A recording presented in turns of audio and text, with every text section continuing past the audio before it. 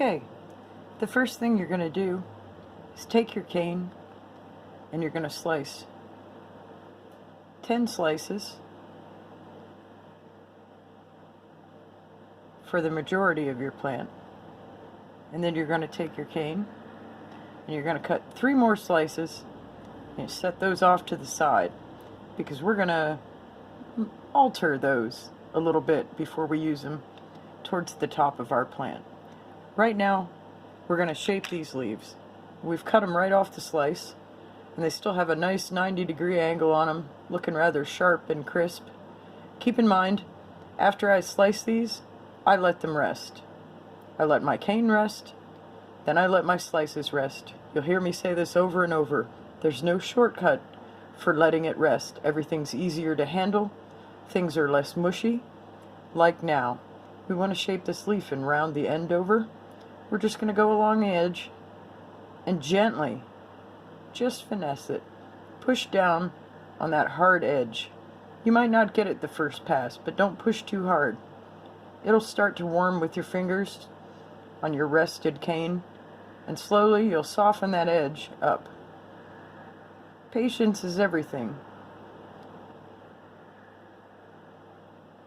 As always, we want to keep working that tip, keep it sharp. Don't let it get too far. So I'm not pressing too much on the rest of the leaf. Only on those edges that I want to round, because I'm not trying to change this shape.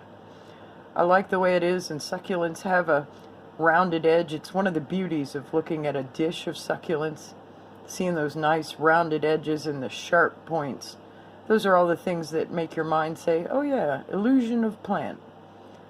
So you see, we have quite a difference now between sharp, crisp, and a more rounded organic feel. But I didn't change the thickness. I just pushed those edges flat a little bit. So we're going to go ahead and do that to all those pieces, and then we'll come back and I'll show you how to shape them.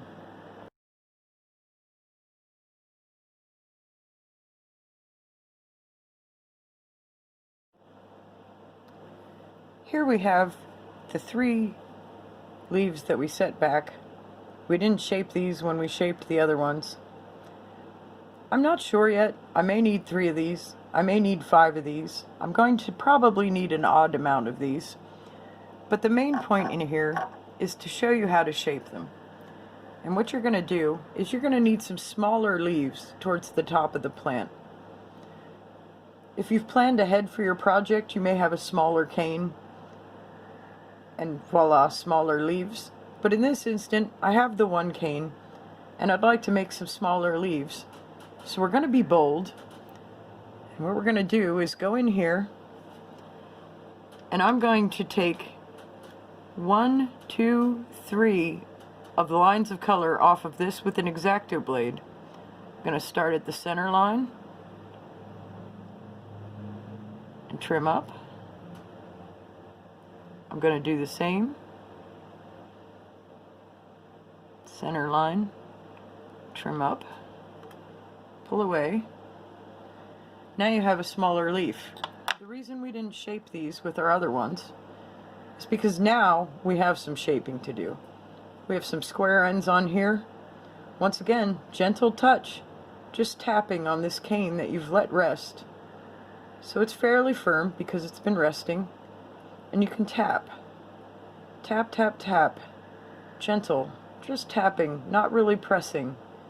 Round those edges out. Our other canes have more of a flat bottom, but we're not going to worry about that. These ones that go in the top, when you go to make a curl, that nice round bottom makes a nice curl.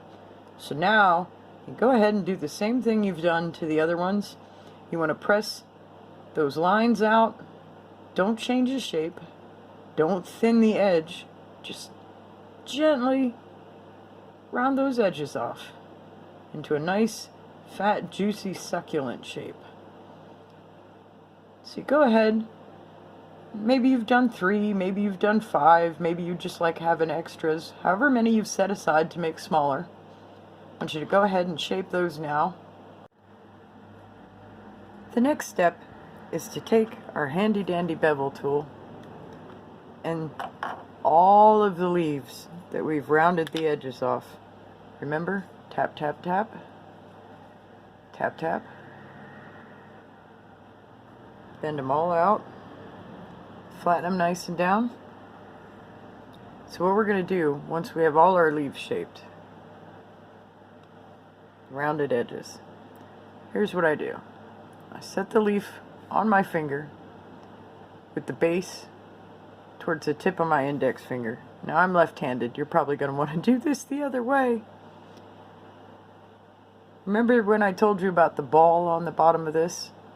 You want to set that ball right at the base of your leaf with the sharp end in like a sword. But we're not going to cut. I'm going to lean on that ball with my finger, and then I'm just going to gently rotate along the curve of my finger. Rock it back and forth gently. I'm barely pushing. I want to push a little harder towards the tip, a little harder towards the base, not so much in the middle.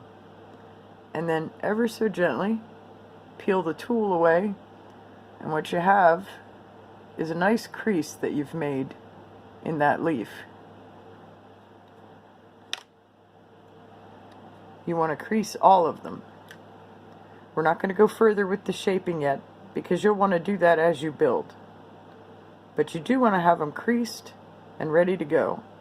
So you put it at the bottom of your finger, press towards that ball end, roll it up to the tip, press more on that tip end, gently avoid the rest of the body, roll back, press there. You'll get a feel for it.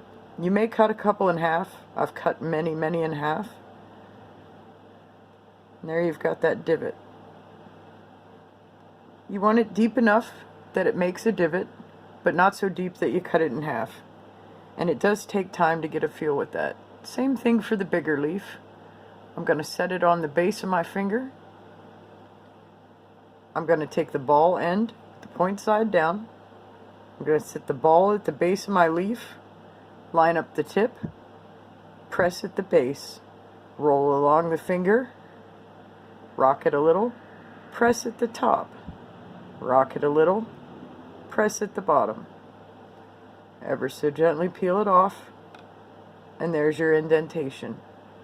Do that to all your pieces and lay them out nice and neat, and then we'll do the next step. Okay, after you've scored all your leaves, you're going to start with your tiny leaves. The side you have scored up. What you want to do, you see how it starts to want to bend towards the middle. That's because we put that line in there. It's almost like cutting a release form in cardboard and allowing it to bend. See how that bends? So I'm going to gently, I'm not squeezing, not hard, just gently coaxing that tip together. Make it nice and pointy. See that? Now I'm going to leave the body of it alone, and I'm going to come down towards the bottom. And for this center leaf, this is the center of our plant, this small leaf. I'm going to curl it in around on itself. There you have it. See the shape? Okay. Set that down. Grab another one of your small leaves that you've scored. Here, let me show you this one. I cut this one in half. Remember I said sometimes when you score them, it doesn't always work out right. But all I did was give him a little squish. He's right back together. I'm going to go up to the end, coax that tip in.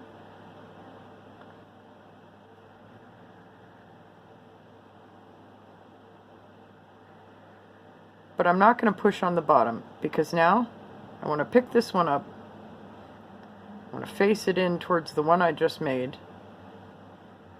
And I just want to hug that into the base. It's not even with it. It's hugged in, snug around it under the base. And now I'm going to give just a little press. Okay? Now, grab your next leaf, score it. Here's where we start using our good old principle of 5. Succulents like to grow in odd numbers. So we're going to make a little star out of these leaves around this centerpiece. So we'll need 5 of these, and we're going to set them around this inner piece.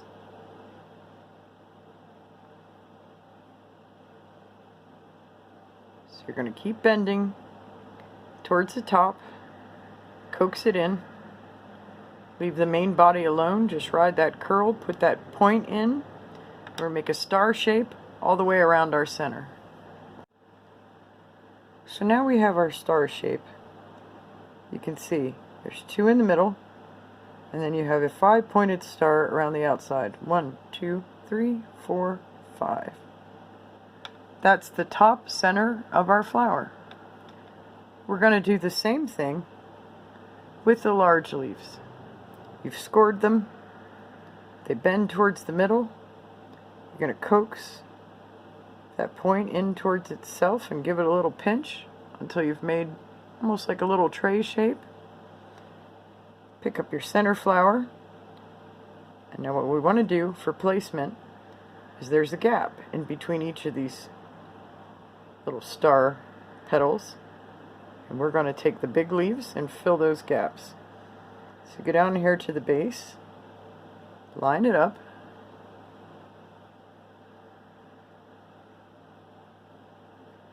set that in there until the leaf. Now for spacing on this, it doesn't matter how much of this leaf hangs down under here. What matters is how it looks from the top. So when you have the right length, I just eyeball it. I'm trying to get a circle shape. When you have the right length up here, don't worry about what's dangling out down here. That all becomes plant stem.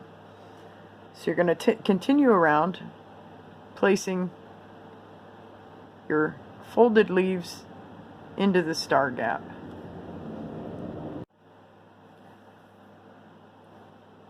So far, 2 in the middle, 1 layer of 5, 1 more star-shaped layer of 5. See your points down there? 1, 2, 3, 4, 5. So we have 5 petals left. We could stop here. This is a passable plant on its own and would make a nice smaller version of the larger version we're about to build. Often in a dish of plants, you'll have one standout plant and maybe 1 or 2 plants that are different sizes. So you can stop here, and this plant is good on its own. But we're going to go ahead, make it a little bit taller, a little bit fuller, and add the last layer of 5 large petals. Same thing, star formation. Where that star is, 1, 2, 3, 4, 5, we're going to put the next leaves in between each spot so that they come up alternating.